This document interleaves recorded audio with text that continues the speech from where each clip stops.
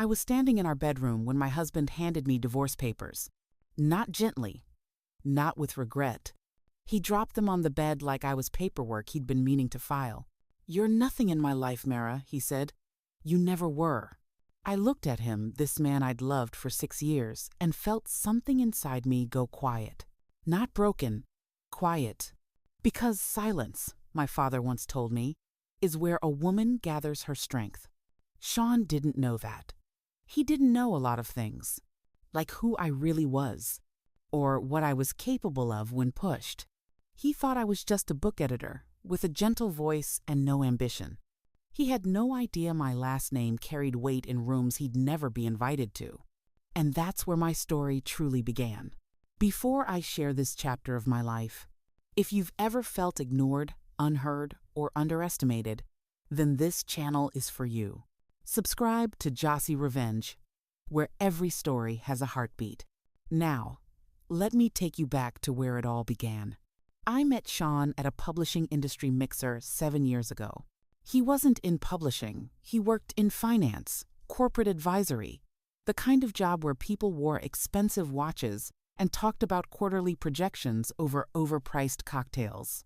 But he came with a friend, and when our eyes met across the room, he smiled like he'd found something rare. "You don't look like you belong here," he said, walking up to me with that confident stride. I raised an eyebrow. "And where do I belong?" "Somewhere quieter," he said. "Somewhere real." I liked that about him then. He saw me as different, special. We dated for a year before he proposed, and I said yes because I believed in the man who saw beauty in my stillness. My father, Charles Dalton, didn't attend our wedding. Not because he disapproved, he never said a word against Shawn, but because I asked him not to make a scene. My father was a private businessman, the kind whose name appeared in boardrooms but never tabloids. He owned logistics companies, real estate portfolios, investment firms, empires built quietly, the way old money preferred.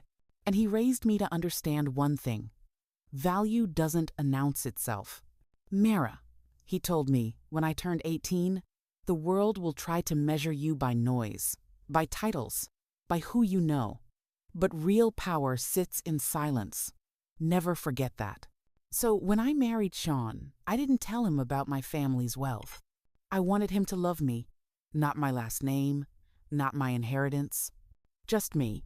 For the first 3 years, it worked. Shawn was ambitious, driven, always chasing the next promotion. I supported him. I edited his presentations, listened to his frustrations, celebrated his wins. I worked as a senior editor at a mid-sized publishing house, a job I loved. I worked with authors, shaped stories, found meaning in words. Shawn used to say he admired that about me. But somewhere around year 4, admiration turned to tolerance, then irritation, then contempt. It started small. "You're so quiet at parties," he'd say on the drive home. "People probably think you're unfriendly." Or, "Why don't you talk about your career more? You act like it's not important." I tried to explain that I didn't need to perform my worth, that I found fulfillment in my work without broadcasting it. But Shawn didn't understand that. And then Vanessa joined his firm. She was 26, blonde, energetic in the way that made rooms turn toward her. She laughed loudly, spoke confidently, wore ambition like perfume. Shawn started mentioning her name at dinner. "Vanessa closed a deal today. You should have seen her in the meeting." Fearless. Vanessa's organizing the team retreat. She's got this way of rallying people. At first, I didn't think much of it. I trusted my husband. But then the comparison started. One night, after a work dinner I'd attended with him, Shawn said, "You barely said 3 words tonight, Mera. Vanessa would have owned that table." I looked up from my book. I didn't realize I was supposed to perform. He sighed. "That's the problem. You don't even try." Have you ever felt that shift in a marriage? When the person who once loved your quiet becomes annoyed by your peace? It's like watching someone fall out of love in slow motion. 6 months before the divorce, we attended his coworker's birthday party. I wore a simple black dress, elegant, understated. Shawn wore a suit and spent most of the night by the bar with his colleagues. Vanessa was there, of course. She wore red. She sparkled. And Shawn's eyes followed her like she was the only light in the room. I was standing near the appetizer table when one of Shawn's friends, Derek, walked up to me. "You're in publishing, right?" he asked. "I am." "That's cool. Low-key career. Must be nice not having the pressure Shawn deals with." I smiled politely. "Every career has pressure. Just different kinds." Derek chuckled. "Yeah, but you know what I mean. It's not like cutthroat. It's gentle." Shawn appeared beside me then, drink in hand. "She likes it that way," he said, not looking at me. "Mera's not built for climbing ladders." The words landed like a slap. Derek laughed, oblivious. But I felt it. The disrespect, the dismissal. I excused myself and went to the bathroom, where I stood in front of the mirror and breathed slowly. My father's voice echoed in my mind. Asterisk. Silence is where a woman gathers her strength. Asterisk. I didn't cry. I just stored it. 3 months later, Shawn started coming home late. Working on a big project, he'd say, but his shirts smelled like perfume. His phone was always face down. And when I asked him questions, he grew defensive. "Why are you so paranoid, Mera? You're always so quiet. And now suddenly you have opinions?" I didn't argue. I just watched. And one night, when he left his laptop open, I saw it. An email thread with Vanessa. Asterisk, can't wait to start our life together. Just a few more weeks and this will all be over. Asterisk. My hands shook as I scrolled. There were messages about apartments they'd looked at. Plans for a honeymoon. A wedding. A wedding. While we were still married. I closed the laptop and sat in the silence of our living room until dawn. When Shawn came down for breakfast the next morning, I was already dressed. "We need to talk," I said. He poured his coffee, unbothered. "About what?" "About Vanessa. About the wedding you're planning." He froze. For a moment, I saw panic in his eyes. Then it hardened into something cold. "You went through my laptop. You're planning a wedding while we're still married." He set his mug down. "Mera, let's be honest. This marriage has been over for a long time. Then why didn't you just leave?" "Because I was trying to be kind," he snapped. "I didn't want to hurt you. But you're so passive, so disconnected. Vanessa makes me feel alive. She challenges me. She has drive." I stood up slowly. "So you've been cheating on me because I'm too quiet for you." "I've been moving on," he corrected, "because you stopped being a partner. You're like a shadow in this house. You don't want anything. You don't push for anything. You're just there. What would you do if someone you loved said that to you?" I didn't yell. I didn't throw anything. I just looked at him and said, "Get out." "What?" "Pack your things and get out of my house." He laughed bitterly. "Your house? Mera, I pay the mortgage." "Then I'll buy it from you," I said calmly. "Name your price." His face twisted in confusion. "You don't have that kind of money." I didn't answer. I just walked to the bedroom, pulled out my phone, and texted my father's attorney. 2 hours later, Shawn had an offer for 3 times the house's value. Cash. He stared at the email on his phone like it was in a foreign language. "How? How did you—" "You don't know me, Shawn," I said quietly. "You never did." He moved out that weekend. The divorce papers came a week later. And a month after that, I received a wedding invitation. Shawn and Vanessa. At a luxury hotel downtown, I held the ivory cardstock in my hands and smiled for the first time in months. Because I'd just made a decision. I was going to that wedding. The invitation sat on my kitchen counter for 3 days. Cream-colored, gold-embossed lettering. Expensive. Asterisk, Shawn Mitchell and Vanessa Hartley request the pleasure of your company. Asterisk. I ran my finger along the edge and wondered if Vanessa knew he'd sent one to me. Probably not. This had Shawn written all over it, a power move disguised as civility. He wanted me to know he'd moved on, that he was happy, that he'd upgraded. What he didn't know was that I'd already accepted the invitation in my mind. Not to cause a scene, not to beg him back, but because silence, as my father taught me, is most powerful when it walks into a room. The wedding was on a Saturday, in mid-September. I spent the morning at a salon, hair styled in soft waves, makeup natural but polished. I wore a tailored navy dress, understated elegance with a silk belt that whispered money without screaming it. My father had offered to come with me. "You don't have to face this alone, Mera," he said over the phone the night before. "I know, Dad, but I need to do this myself." He was quiet for a moment.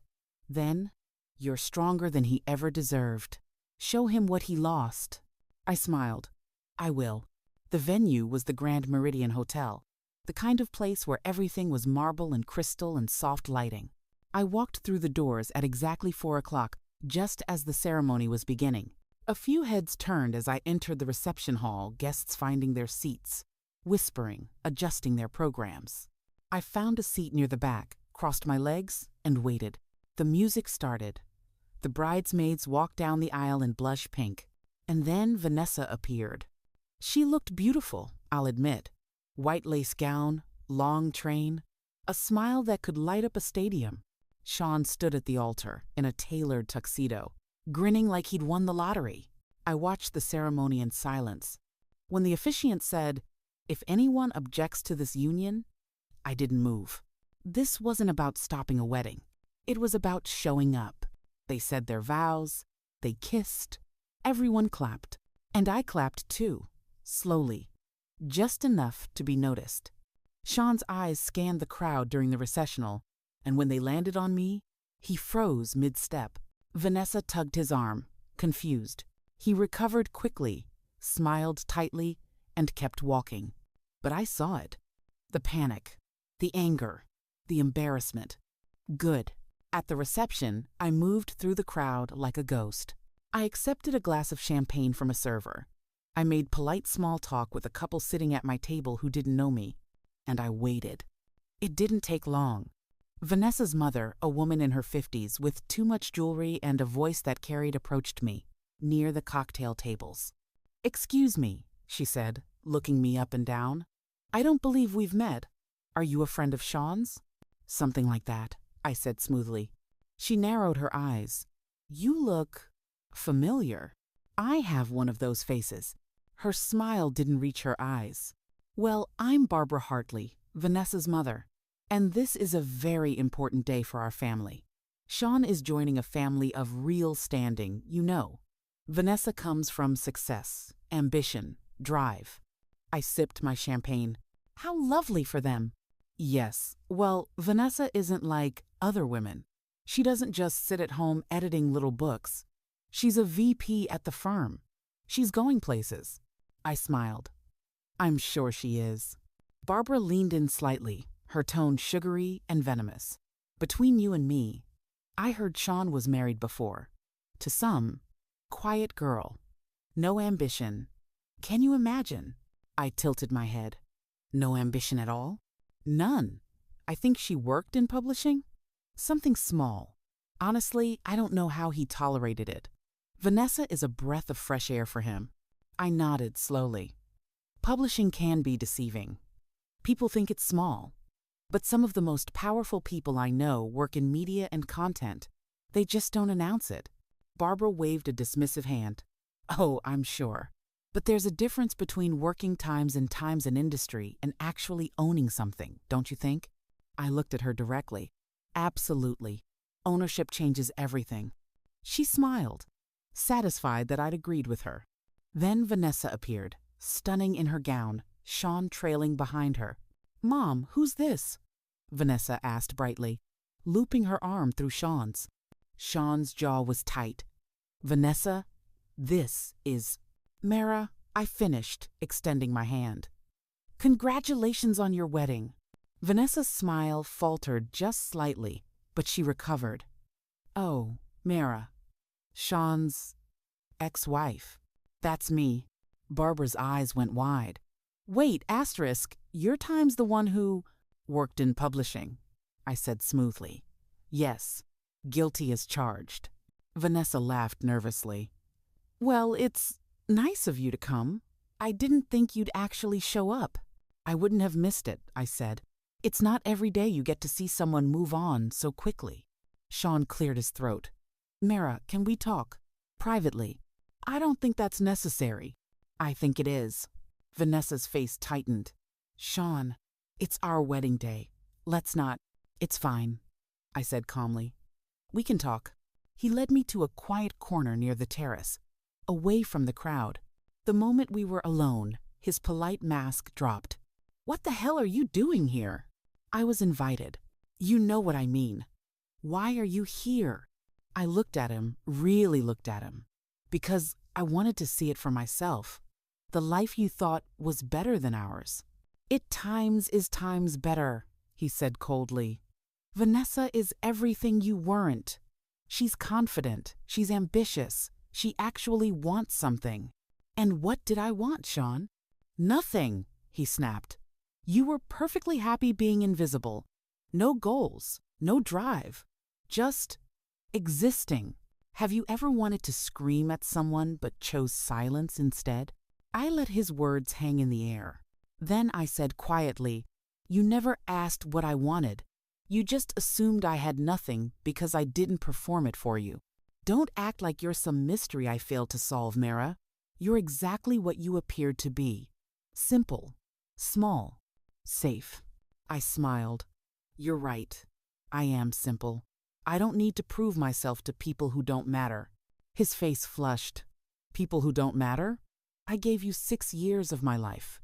And I gave you 6 years of mine. But I'm taking them back now. What does that even mean? It means you'll see. Before he could respond, Vanessa appeared, clearly uncomfortable. Shawn, they're about to do the toasts. We need to go back. He shot me one last glare before walking away. Vanessa lingered for a moment. You know, she said softly, he told me you were boring, that you never challenged him. I'm sorry if that sounds harsh, but he said you didn't have any fire. I met her eyes. Vanessa, fire burns fast. Embers last. She blinked, confused. I turned and walked back into the reception hall, feeling lighter than I had in months. I stayed for 1 more hour, long enough to watch them cut the cake, long enough to see Shawn's forced smile as people toasted to their future, and long enough to drop an envelope on the gift table before I left. Inside was a handwritten note. Asterisk, wishing you both a future as honest as your beginning. M. Asterisk. As I drove home that night, I felt something shift inside me. Not anger, not sadness. Clarity. Shawn thought he knew my worth, but he was about to learn the difference between what you see and what actually is. Because 2 weeks later, I got a call from my father's office. There was a major deal coming through. A logistics acquisition, high stakes, multi-million-dollar contract, and I was being assigned as the lead executive negotiator.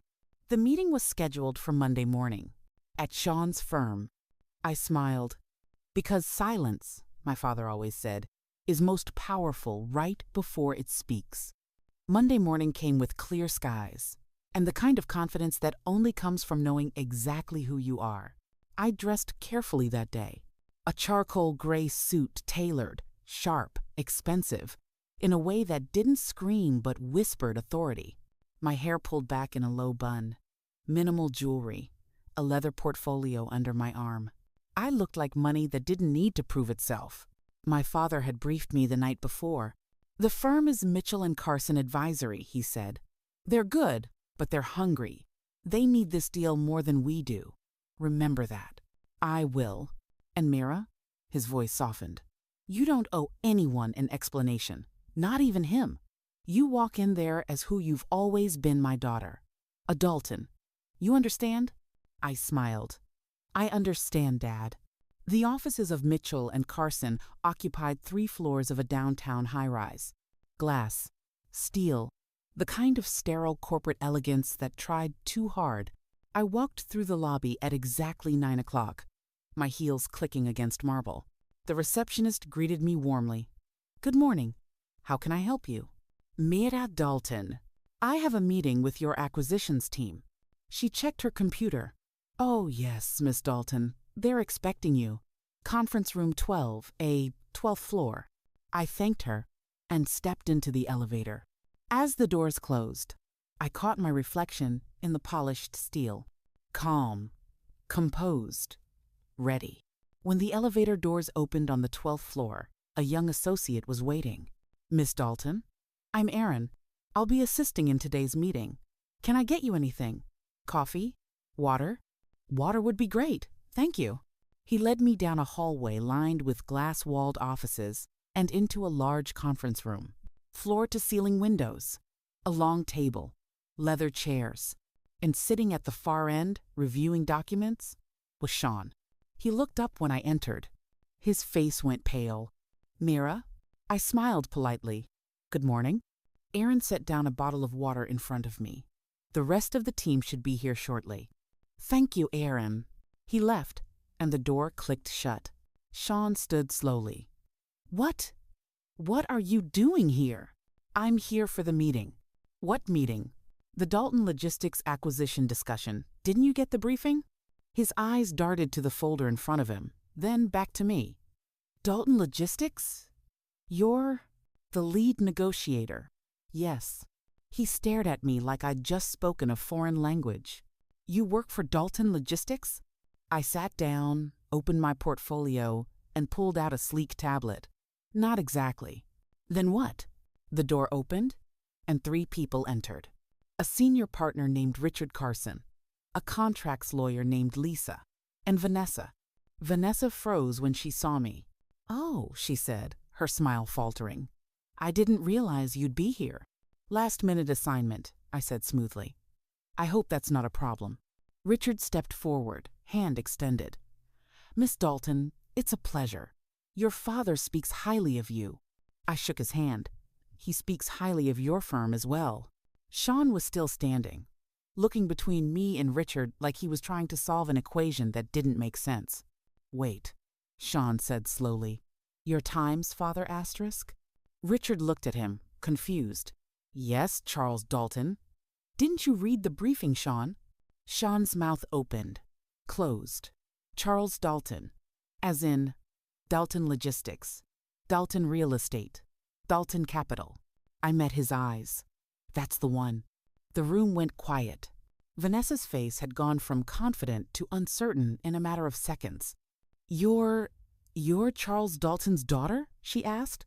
I am. But you worked at a publishing house. I still do, actually. Part-time. I enjoy it. Shawn sank into his chair, and I could see his mind racing, recalculating everything he thought he knew about me. Richard cleared his throat. Well, shall we get started? For the next hour, I walked them through the deal. Dalton Logistics was acquiring a regional transportation company, and we needed advisors to structure the tax implications and manage the transition. I knew the numbers cold. I knew the market. I knew exactly what we were willing to pay and what we weren't. Shawn sat across from me, barely speaking. Every time he started to offer input, I countered with data he hadn't considered. At one point, he suggested a financing structure that would have saved his firm fees but cost us leverage. I looked at him directly. That structure benefits your commission, not our outcome. We'll pass. Richard nodded. She's right. Let's move on. Vanessa tried to contribute once, suggesting a marketing angle for the acquisition announcement. We're not looking for press, I said calmly. This is a private transaction. Discretion is more valuable than visibility. She flushed and went quiet. Have you ever watched someone realize they underestimated you? It's not satisfying in a loud way. It's quiet, like watching a puzzle piece finally click into place. By the end of the meeting, we'd outlined terms. Richard stood and shook my hand again. Miss Dalton, this has been incredibly productive. We'll have the revised documents to you by end of week. Perfect. I'll have our legal team review and respond. As everyone gathered their materials, Shawn finally spoke. Mera, can we talk? I glanced at my watch. I have another meeting in 30 minutes. Just 5 minutes, please. I looked at Richard. Would you mind giving us the room? Of course. He ushered Vanessa and Lisa out, and the door closed behind them. Shawn stood by the window, hands in his pockets, looking smaller than I'd ever seen him. I didn't know, he said quietly. I know. Why didn't you tell me? About your family. About all of this. I leaned back in my chair. Because I wanted you to love me, not my last name. He winced. I did love you. No, Shawn. You loved the idea of me. The quiet wife who didn't challenge you, who made you feel important. But the moment I stopped fitting that role, you replaced me. That's not fair, isn't it? I stood, gathering my things. You told me I had no ambition, no drive, that I was invisible. But I was never invisible. You just weren't looking. I was wrong, okay? I see that now. Mera, You see it now because it's in front of your face, I interrupted. Because I'm sitting in your boardroom with a deal worth more than you'll make in 5 years. But if I'd walked in here as a secretary, you wouldn't have seen me at all. He looked at me, and for the first time, I saw something real in his eyes. Regret. I threw away the best thing I ever had, he said. I picked up my portfolio. You threw away something you never valued. And that's on you, not me. Is there any chance? No, I said it firmly, kindly. There isn't. You're married, Shawn, and even if you weren't, I wouldn't go back. Because I finally realized something. What? I don't need you to see my worth. I already know it. I walked to the door, then paused. For what it's worth, I said, I hope you and Vanessa are happy. I really do. But next time, try seeing the person in front of you instead of the version you want them to be. I opened the door and stepped into the hallway. My father was waiting by the elevators. Tall, distinguished, a slight smile on his face. How'd it go? He asked. Exactly as it should have. He put his arm around my shoulder as we walked into the elevator. I'm proud of you, Mera. I know, Dad. As the doors closed, I caught one last glimpse of Shawn standing in the conference room doorway, watching me leave. Not with anger, with understanding. Too late. But still, moral of the story. 3 months later, I stood in my father's study, sunlight streaming through the tall windows. He handed me a glass of scotch, a tradition we shared after closing major deals. To quiet victories, he said, raising his glass. I smiled. To knowing your worth. We clinked glasses, and I thought about everything that had happened. The divorce was finalized 2 weeks after that boardroom meeting. Shawn didn't contest anything, didn't ask for more, just signed. I heard through mutual acquaintances that his marriage to Vanessa was already strained. Apparently, she didn't like that he kept bringing me up in conversation. Not my problem anymore. I'd learned something profound through all of this. Your value doesn't decrease based on someone's inability to see it. For years, I'd made myself smaller, quieter, hoping Shawn would appreciate me for who I was. But the truth is, you can't force someone to value what they don't understand. And that's okay. Because the right people, the ones who matter, they see you without you having to prove anything. My father saw it. My colleagues saw it. And most importantly, I saw it. I didn't need a boardroom revelation to know I was enough. But watching Shawn realize what he'd lost, that wasn't about revenge. It was about closure. It was about standing in my truth and letting go of the need for his validation. I'm back at the publishing house now, part-time, just like I said. I still love editing, finding stories, shaping narratives. But I also sit on the board of Dalton Logistics. I negotiate deals. I mentor young women in business. I live fully, quietly, powerfully on my own terms. And some nights, I think about that girl who stood in her bedroom holding divorce papers, wondering if she was really nothing. She wasn't nothing. She was just silent, gathering her strength, waiting for the right moment to rise. If my story touched you, hit that subscribe button for more emotional tales from Jossy Revenge. And even if it didn't, come on, subscribe anyway. I'll win you over next time. Drop a comment, like the video, and let's keep the stories alive. Thanks for watching.